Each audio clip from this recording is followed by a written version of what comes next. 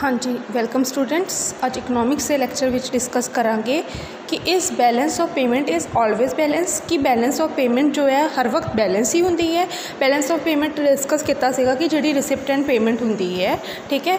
हुण जिहड़ी balance of payment है डबल अकाउंटिंग सिस्टम के अकॉर्डिंग जो है प्रिपेयर की जाती हैगी है। बैलेंस ऑफ पेमेंट ये अंडर जिहड़ी हर एक इंटरनेशनल ट्रांजैक्शन के वेले की किया जाता है कि रिसिप्ट एंड पेमेंट एक साइड रिसिप्ट रिकॉर्ड की जाती है, एक साइड जो है पेमेंट जो है रिकॉर्ड की जाती है। एंड रिसिप्ट एंड पेमेंट जो है ऑलवेज इक्वल जो है होंदी है बैलेंस ऑफ पेमेंट विच।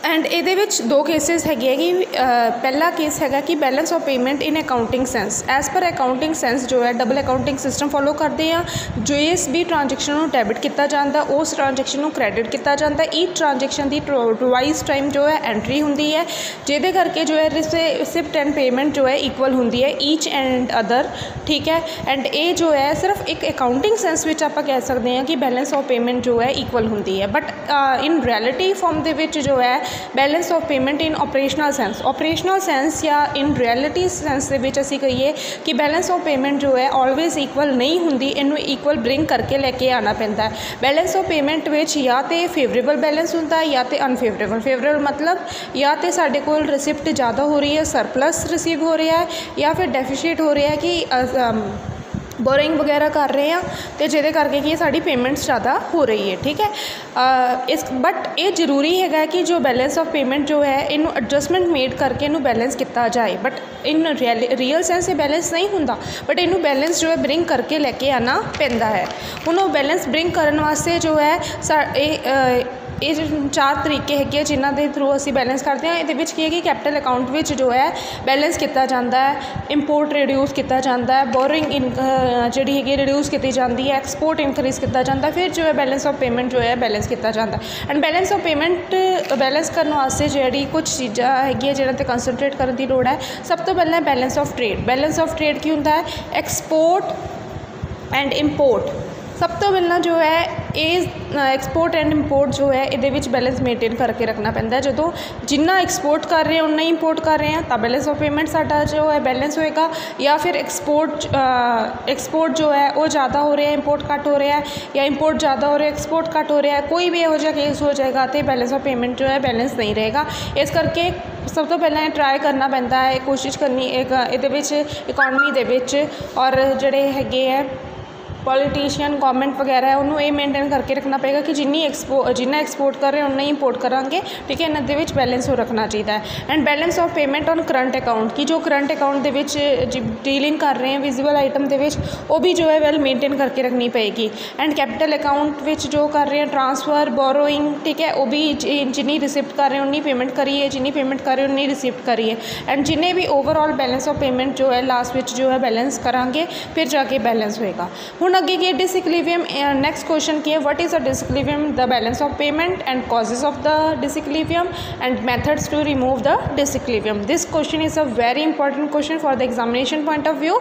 सब तो पहले डिसइक्विलिब्रियम होंदा की है, बैलेंस ऑफ पेमेंट जो है बैलेंस होना चाहिए है, but in practice in reality balance of payment के अनफेवरेबल, फेवरेबल या डेफिशिएट या सरप्लस बैलेंस देखने को मिलता है जिन्होंने कहते हैं disequilibrium in the balance of payment. And ये सब तो पहला जो देखने को मिलता है वो है favourable balance of the payment. Favourable balance of payment they which receipt ज़्यादा है, पेमेंट घट हैगी है, उन्होंने कहते हैं फेवरेबल बैलेंस ऑफ पेमेंट। दूसरा है अनफेवरेबल बैलेंस ऑफ पेमेंट जिहदे विच receipt less than the payment, ठीक है। इस करके इदां की सिचुएशन क्रिएट हो तो डिसइक्विलिब्रियम होंदा। डिसइक्विलिब्रियम के कॉजेज की है, कारण की है या रीजनस की है डिसइक्विलिब्रियम के। सब तो पहला जोड़ा रीजन है इकनॉमिक कॉजेज की डिवेलपमेंट एक्सपेंडिचर की जी साडी गवर्नमेंट हैगी है वो की करती है, वो कंट्री की डिवेलपमेंट करने वास्ते, इकॉनमी की डिवेलपमेंट करने वास्ते जोड़े खर्चे करती है, ठीक है। कई बार गवर्नमेंट की इनकम के नालों खर्चे पूरे नहीं होंगे जिहदे वास्ते गवर्नमेंट बोरोइंग करती है, लोन वगैरह पर लैंदी है, ठीक है। फिर मतलब कि जिहदे करके की है कि साडा बैलेंस ऑफ पेमेंट जो है वो डिसइक्विलिब्रियम आ जाता है। फिर नैक्सट रीजन है ट्रेड साइकिल। हुण ड्यूरिंग द बूम पीरीयड जो सेल वगैरह इंक्रीज़ हो रही है, बिजनेस अच्छा चल रहा है, प्रोडक्शन अच्छी हो रही है, उस टाइम सरप्लस बैलेंस देखने को मिलता है। एंड जिस टाइम डिप्रैशन है उस टाइम कई चीज़ां सानू जो फॉरन कंट्रीज तो इंपोर्ट करनियाँ पैंदियां जिहदे करके की है सानू इहदे विच डेफिशिएट जो है देखने को मिलता है। एंड स्ट्रक्चरल चेंजिस, अगर इकोनॉमी का पॉजिटिव स्ट्रक्चरल चेंज होया है फिर तो सरप्लस होएगा, अगर नैगेटिव होया है फिर डेफिशिट होया है। इस तरीके दे नाल भी जो हैगा जो स्ट्रक्चर ऑफ इकोनॉमी चेंज होंदा है उहदे नाल भी जो है डिसइक्विलिब्रियम जो इकोनॉमी विच देखण नूं मिलदा है, बैलेंस ऑफ पेमेंट विच देखण नूं मिलदा है। फिर changes in foreign exchange rate, जिहड़े फॉरेन एक्सचेंज रेट दे विच चेंज हुंदे है, इनक्रीज एंड डिक्रीज हुंदे उहदे विच, ये भी इंपैक्ट पाते हैं। जो मतलब कि value of money they which increase हो जाता है, जिहदे नाल कि अगर कोई असी चीज़ खरीद रहे हैं, ठीक है, वो सानू सस्ती पैंदी है, एक्सपोर्ट सानू महंगा पैंदा है। ठीक है, उस केस दे विच की किया जाता है, उस केस दे विच इंपोर्ट जो है इनक्रीज़ हो जाता है एंड एक्सपोर्ट जो है फॉल हो जाता है, जिहदे नाल अनफेवरेबल बैलेंस ऑफ पेमेंट आ जाता है। डेमोनस्ट्रेशन इफैक्ट मतलब जो साडी जिहड़ी हैगी है जिहड़े करेंसी की वैल्यू दे विच चेंजिस होंदे है, ठीक है, वो भी जो है इंपैक्ट पाते हैं। इहदे नाल भी जो है इंपोर्ट इनक्रीज़ होता है एंड एक्सपोर्ट घट जाता है। इनफ्लेशन मतलब जो कि है प्राइजेस वगैरह मार्केट विच इनक्रीज़ होने शुरू हो जाते हैं, मार्केट शो की जाती है कि मार्केट बहुत वधिया चल रही है, फुल इंप्लॉयमेंट है। इन्हां सारिया केसिस दे विच भी जो है जिहड़ी एक्चुअली कंडीशन होंदी है अच्छी नहीं होंदी, बट मतलब कि शो होंदा है कि हाँ अच्छी कंडीशन है। इस केस विच डेफिशिएट हो जाता है balance in trade they which. And अगे की है टर्म्स एंड कंडीशनस, हुण या फॉल इन एक्सपोर्ट, हुण business he terms and condition के बेसिस से जोड़ा इंपोर्ट या एक्सपोर्ट किया जाता है, ठीक है, तो या फिर साडा एक्सपोर्ट रिड्यूस हो जाता है, उहदे नाल भी अनफेवरेबल बैलेंस देखने को मिलता है। कमर्शियल बोरोइंग, हुण जिहड़ी हैगी अपनी इंडियन जिहड़ी गवर्नमेंट हैगी है वो डिवेलपमेंट परपज़ वास्ते लोन लैंदी है, बोरो करती है, ये भी जो है अनफेवरेबल बैलेंस होंदा है। हुण ये सारे रीजन है इकोनॉमिकल रीजन है जिहदे करके बैलेंस ऑफ पेमेंट डिसइक्विलिब्रियम होंदा है। नैक्सट है पॉलीटिकल कॉजेज़। पॉलीटिकल कॉजेज़ विच की है कि जो गवर्नमेंट के चेंज होने दे नाल कोई भी जिहड़ा हैगा balance of payment which disequilibrium आंदा उहनूं कहंदे पॉलीटिकल कॉजेज़। हुण पॉलीटिकल इंस्टेबिलिटी यानी कि जिहड़ी गवर्नमेंट है बहुत ही जल्दी जिहड़ी चेंज हो रही है, ठीक है, मतलब कि 5 ईयर्स तक कोई भी गवर्नमेंट्स नहीं स्टे कर रही, 6 महीने साल बार बार जिदा गवर्नमेंट चेंज हो रही है, जिहदे नाल कि रूल्स रेगूलेशन पॉलिसीज़ जो है चेंज हो रही है, उहदे नाल भी डिसइक्विलिब्रियम आंदा है। फिर पॉलिसी ऑफ द गवर्नमेंट, हुण जिहड़ी गवर्नमेंट जो है अपनी पॉलिसीज़ जो है उन्होंने इस तरीके दे नाल मेनटेन करके रखी है। फॉर एग्जाम्पल जिदा इंपोर्ट पर कोई टैक्स नहीं है, एक्सपोर्ट पर टैक्स चार्ज करने हैं, इहो जी पॉलिसीज़ विच ओबवियसली हर कोई इंपोर्ट ज़्यादा करेगा तो एक्सपोर्ट घट करेगा। इस तरीके दे नाल कि डिसइक्विलिब्रियम जो है हो जाएगा।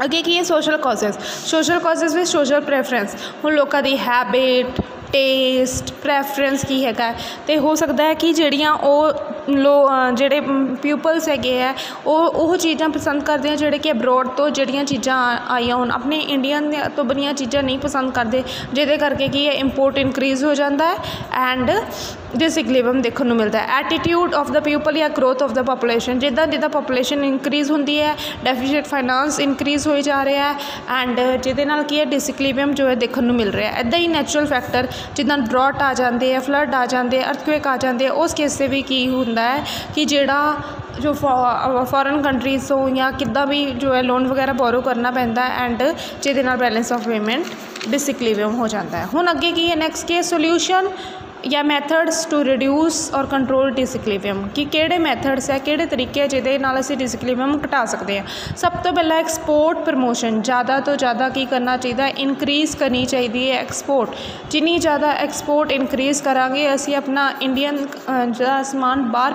बेचांगे, ठीक है, एक्सपोर्ट करांगे, फॉरेन करंसीज़ आऊगियां जिहदे नाल साडा डिसइक्विलिब्रियम लैवल जो है घट जाएगा एंड बैलेंस होना शुरू हो जाएगा। And control over import, and import की करना चाहिए, रिड्यूस करना चाहिए, जिन्ना हो सकता अपनी कंट्री के प्रोडक्ट्स यूज़ करने चाहिए, फॉरेन कंट्रीज़ तो जो इंपोर्ट नहीं करना चाहिए, क्योंकि जो असीं इंपोर्ट घट तो घट करांगे पेमेंट भी साड़ी घट तो घट बनेगी।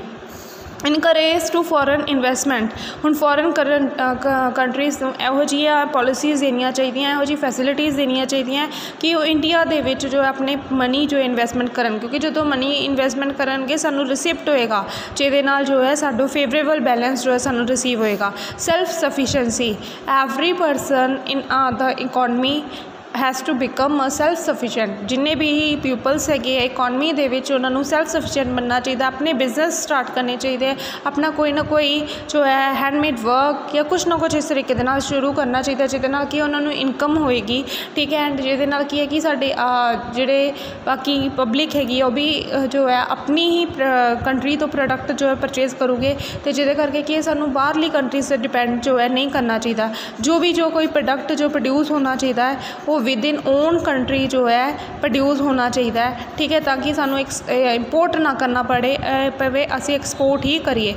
Devaluation of the money value, अपनी कंट्री की करंसी की जिहड़ी मनी वैल्यू है उन्होंने रिड्यूस कर देना चाहिए, क्योंकि जो करंसी की मनी वैल्यू रिड्यूस हो जाएगी मोर जिहड़े फॉरन कंट्रीज जिहड़ी अट्रैक्ट होगियां एंड वो जो है साडे बिजनेस दे विच पैसा लगाओगियां, जिहदे नाल सानू रिसिप्ट होगा।